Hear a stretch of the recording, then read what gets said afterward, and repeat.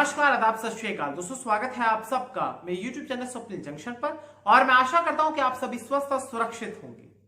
दोस्तों 2020 का ये साल अभी भी खत्म नहीं हुआ है और आप सोचिए एक बार कि जब इस साल की शुरुआत हुई थी तो क्या आपने ये सोचा था कि इस वर्ष आपके दरवाजे पर और दुनिया के तमाम देशों के दरवाजे पर एक महामारी दस्तक दे देगी, जिसके बाद दुनिया के 700 करोड़ से ज्यादा लोगों को अपने अपने घरों के भीतर कैद होने को विवश होना पड़ जाएगा। किसी ने नहीं सोचा होगा। यह एक अप्रत्याशित सिचुएशन है। ऐसी स्थिति, ऐसे हालात शायद ही कभी हाल के वर्षों में उत्पन्न हुए हों, कभी हुए ही नहीं थे ऐसे। हम सभी इस बात के कभी आदी ही नहीं रहे कि हम सभी अपने घरों में कैद हो जाएंगे। लेकिन आज बात कोरोना महामारी के विषय में नहीं करूंगा। ये सिर्फ और सिर्फ एक प्रस्तावना आपको देना चाहता हूं, एक प्रकार से इंट्रो देना चाहता हूं और आपको बताना चाहता हूं कि इस समय जहां पूरी दुनिया के तमाम देशों का लक्ष्य होना चाहिए था कि वो एकजुटता के साथ कोरोना की रोकथाम के लिए आगे आए, कोरोना महामारी के फैलाव को रोकने के लिए, उस पर अंकुश लगाने के लिए एकजुटता दिखाएं, लेकिन यहां पर कुछ देश ऐसे हैं जो कि इस धरती पर हमारी इस इंसानों के लिए ही रहकर रह गई एक दुनिया में एक जमीन के टुकड़े के लिए आपस में लड़ रहे हैं। और यहां पर मैं आपको बताना चाहूंगा कि जब दो देशों के बीच का गतिरोध गोलियों में तब्दील हो जाता है, जब बातचीत की मेज पर दोनों देश नहीं आते हैं और उन दोनों देशों को समर्थन देने के नाम पर दुनिया के कई शक्तिशाली देश भी इस जंग में उतर जाते हैं, तो उसके बाद यह सवाल उठना जायज है कि क्या पूरी दुनिया एक और विश्व युद्ध की ओर बढ़ रही है। ऐसी तमाम आशंकाएं हैं कि हो सकता है कि दो देशों के बीच जो एक इलाके को लेकर उस पर कौन अपना कब्जा पुनः स्थापित करे या फिर उसे कौन दूसरे देश के कब्जे से मुक्त कराए, इसको लेकर जो विवाद उत्पन्न हो चुका है, क्या वो एक प्रकार से तीसरे विश्व युद्ध की आहट की ओर जा रहा है? क्या दुनिया के तमाम देश, जिसमें शक्तिशाली देश भी शामिल हैं, क्या वो वर्ल्ड वॉर 3 की ओर जा रहे हैं? ऐसी तमाम चीजों पर आज मैं आपको कुछ बताने जा रहा हूं।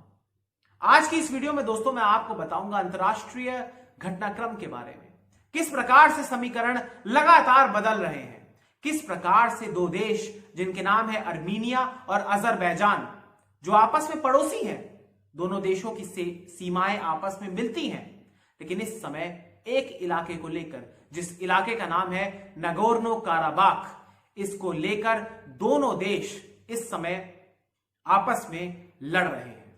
वॉर की सिचुएशन दोनों देशों के बीच इस समय बनी हुई है। 27 सितंबर से जो सिलसिला शुरू हुआ था, उसके बाद 11 दिन बीत चुके हैं और अभी भी बम वर्षा भी हो रही है, मिसाइलों से भी अटैक हो रहे हैं, इसके अलावा ड्रोन से भी अटैक हो रहे हैं। और जब बात सीमावर्ती क्षेत्रों से निकलकर बाहर आ जाती है, यानी जब दोनों देशों की सेनाएं, दोनों देश एक दूसरे के रिहायशी इलाकों पर हमला करने को आमादा हो जाते हैं, तो उसके बाद एक बड़े युद्ध की आहट भी सुनाई देने लगती है। मैं आपको इस पूरे विवाद के बारे में बताऊं, लेकिन उससे पहले आपसे कहना चाहूंगा कि दुनिया में ऐसा कोई भी मसला नहीं है, ऐसी कोई भी समस्या नहीं है जिसका समाधान बातचीत की मेज पर ना हो सके। लेकिन फिर भी दुनिया के कुछ देश अपने शक्ति को दिखाने के लिए या फिर एक प्रकार से डोमिनेट करने के लिए जमीन के टुकड़े के लिए लड़ते हैं, जिसमें लाखों की तादाद में लोग हताहत होते हैं, कितने सारे लोग विस्थापित हो जाते हैं। युद्ध का मलबा बहुत पीड़ा देता है और उसके बाद के जो जख्म होते हैं उसे कोई नहीं भर सकता। जब भी दो देशों के बीच युद्ध होता है तो नफरत चरम पर पहुंच जाती है। उदाहरण के तौर पर आपको पता है कि भारत और पाकिस्तान के बीच किस प्रकार के संबंध हैं। उसी प्रकार से अर्मीनिया और अजरबैजान भी एक इलाके को लेकर इस समय संघर्ष के दौर से गुजर रहे हैं और इन दोनों देशों के भीतर बीते 11 दिनों से आप ये समझिए कि युद्ध की पूरी स्थिति बन चुकी है।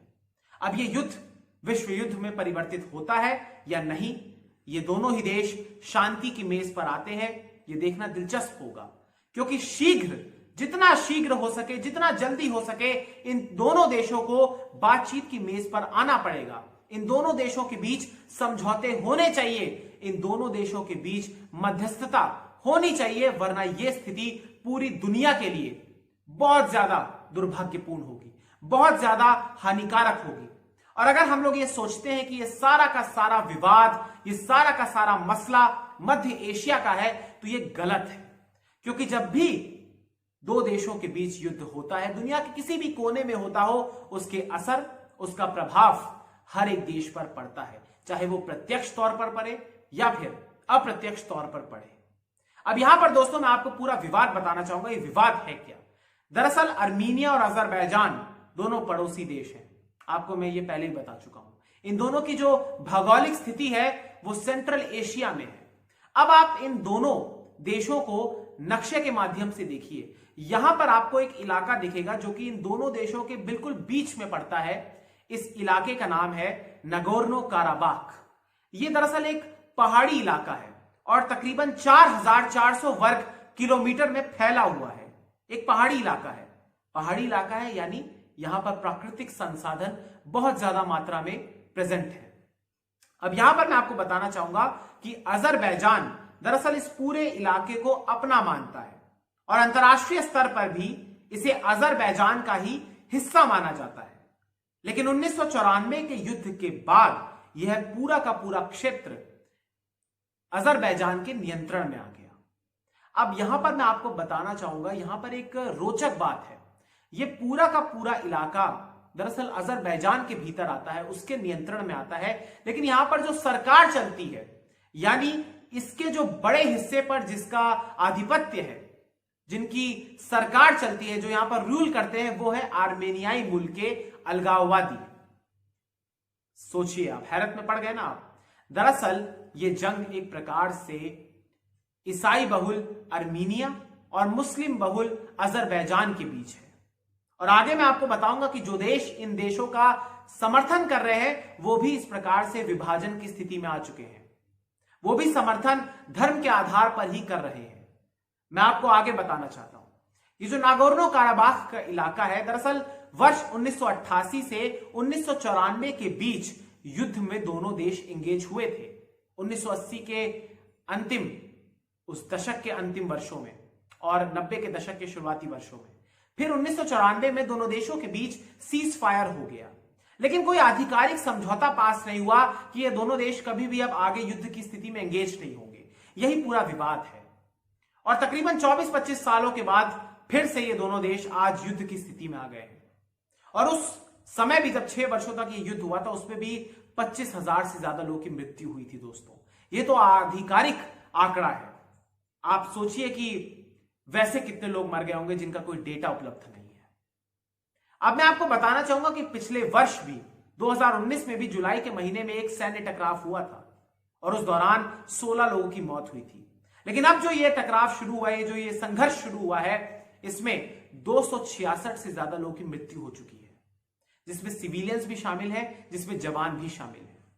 यहां पर मैं आपको बताना चाहूंगा कि अजरबैजान और अर्मीनिया लगातार एक दूसरे पर आरोप प्रत्यारोप लगा रहे हैं। यहां पर मैं आपको ये बात और बताना चाहूंगा कि अर्मीनिया कहता है कि अगर शांति वार्ता करनी है, यानी अर्मीनिया ने प्रस्ताव रखा है शांति वार्ता का, तो अर्मीनिया कहता है कि उस शांति वार्ता में मध्यस्थता के लिए 3 देशों का आना अनिवार्य है। और ये 3 देश कौन से हैं? ये 3 देश हैं रूस, अमेरिका और फ्रांस। अजरबैजान जाहिर तौर पर इस बात का लगातार विरोध करता है कि ये तीनों देश अर्मीनिया के साथ हैं और मुझे, यानी अजरबैजान को मध्यस्थता करने के लिए उन्होंने 2 शर्तें रखी हैं। पहली शर्त कि नगोर्नो काराबाख, जो कि अंतरराष्ट्रीय तौर पर अजरबैजान का हिस्सा है, मान्यता अजरबैजान के पास है इस पूरे क्षेत्र की, वहां से जो अर्मीनियाई मूल के लोग हैं और अर्मीनियाई लोग के जो सैनिक हैं, अर्मीनिया के जो सैनिक हैं मुख्य तौर पर, वो वहां से हटें, वो अपने कदम पीछे हटाएं, यानी उस पूरे इलाके से डीएस्केलेट कर लें। ये मांग है अजरबैजान की। और दूसरा उनकी जो मांग है, दूसरी जो उनकी मांग है, वो ये है कि बातचीत की मेज पर जब मध्यस्थता करने के लिए अर्मीनिया की तरफ से 3 देश आएंगे, तो उनकी तरफ से भी तुर्की को आना चाहिए। अब यहां पर मैं आपको लेके जाना चाहूंगा उस तरफ जो मैंने आपको शुरू में बताया। दोस्तों, दरअसल अजरबैजान की तरफ जो समर्थन आ रहा है, जो अजरबैजान को जो देश समर्थन दे रहे हैं, उसमें पाकिस्तान, तुर्की शामिल है। इसमें मैं आपको बताना चाहूंगा कि इसी के सामने अगर आप अर्मीनिया को रखें तो अर्मीनिया के साथ रूस है, फ्रांस है और अमेरिका है। हालांकि रूस, अमेरिका और फ्रांस लगातार दोनों देशों से संयम बरतने की प्रार्थना कर रहा है, आग्रह कर रहे हैं, धीरज बरतने की आग्रह कर रहे हैं, शांति वार्ता की ओर जाने की बात कर रहे हैं। रूस के राष्ट्रपति ने दोनों देशों के नुमाइंदों से, दोनों देशों के शीर्ष नेताओं से बात भी करी है, लेकिन स्थिति अभी भी सामान्य नहीं हो रही है। इसी प्रकार से फ्रांस के राष्ट्रपति ने भी दोनों देशों के शीर्ष नेताओं से बात करी है, लेकिन धमकियों का दौर अभी भी जारी है। मैं आपको बताना चाहूंगा कि दोनों देश इस बारे में दावा कर रहे हैं कि वो अपने द्वारा उठाए गए कदमों से पीछे नहीं हटेंगे, अपनी संप्रभुता की रक्षा के लिए वो किसी भी सीमा तक जाएंगे, ऐसा दावा दोनों देश कर रहे हैं। इसके अलावा दोनों देश लगातार कह रहे हैं कि उन्होंने एक दूसरे का ज्यादा नुकसान किया है, लेकिन सच्चाई क्या है यह आपको इस तमाम गतिरोध के समाप्त होने के बाद ही पता चलेगी, क्योंकि तभी जिन लोगों के ऊपर भूत सवार होता है युद्ध का, उसे उसके परिणाम, जब युद्ध में तबाही मच जाती है, तभी एहसास होता है उन परिणामों का। ये तो कुछ बातें हैं। अब दोस्तों, मैं आपको बताना चाहूंगा कि अर्मीनिया ने अजरबैजान पर इस बात का आरोप लगाया है कि दरअसल जो हमले हुए हैं, जो मिसाइल से अटैक हुआ है, जिसमें क्लस्टर बम का भी उपयोग हुआ है, दरअसल वो नागोर्नो काराबाख की राजधानी में हुआ है और राजधानी में रिहायशी इलाकों पर उन्होंने हमला किया है, ऐसा आरोप अर्मीनिया ने लगाया है। और यहां पर मैं आपको बताना चाहूंगा कि अजरबैजान ने भी इसके जवाब में कहा है कि अर्मीनिया ने अपने मिसाइलों के माध्यम से, अपने अटैक के माध्यम से, अपने आक्रमण से, अपने हमले से उसके दूसरे सबसे बड़े शहर गैंजा पर अटैक किया है।